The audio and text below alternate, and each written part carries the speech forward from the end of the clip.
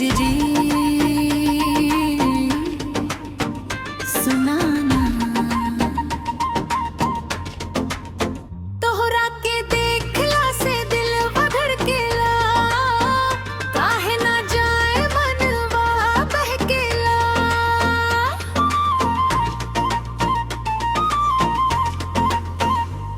तोहरी अखियां कजरारी लुट ली हलस दिल हमार तोहरी हंसी जब देखी खिल जाला मनवा हजार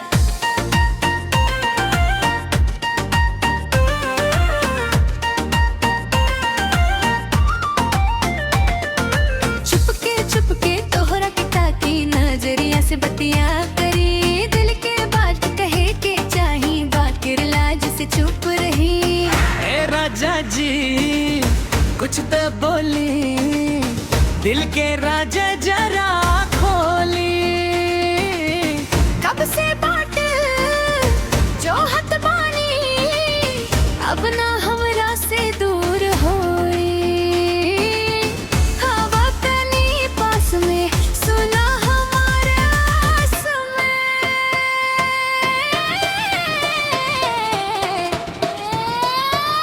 अरे राजा जी दिलवा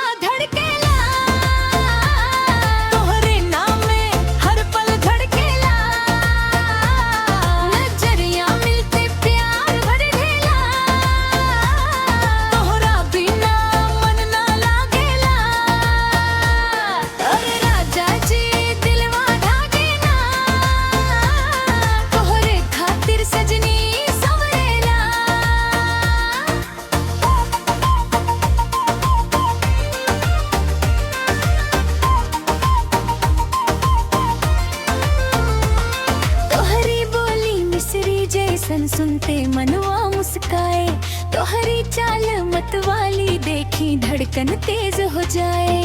चांदनी रात में सपना देखी सपना में तू ही तू दिल के कोना कोना में अब बस बड़ा तू ही तू ए राजा जी कुछ तो बोली दिल के राज जरा खोली कब से बाट जो हत बानी अब ना हमरा से दूर होई हवा तनी पास में सुना हमारा समय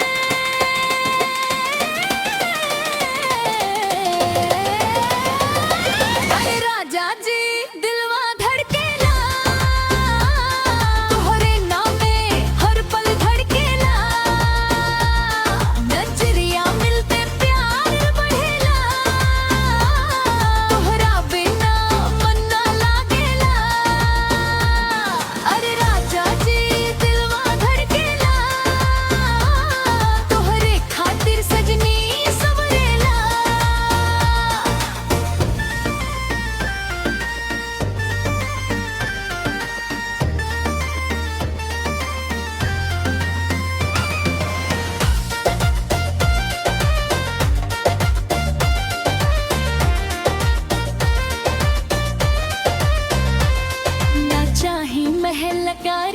ना चाही धन दौलत भारी बस तो हर साथ मिल जाए पूरा हो जाए दुनिया हमारी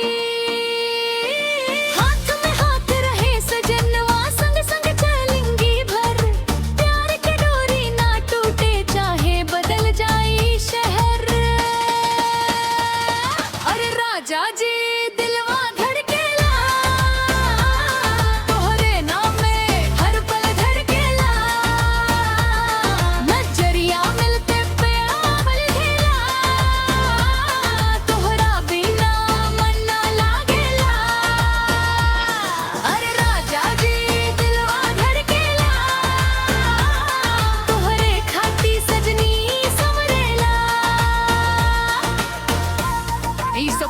की नया कहानी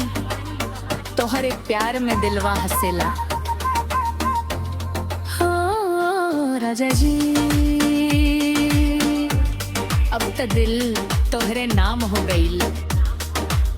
तोहरा बिना कुछ ना भावे अरे राजा जी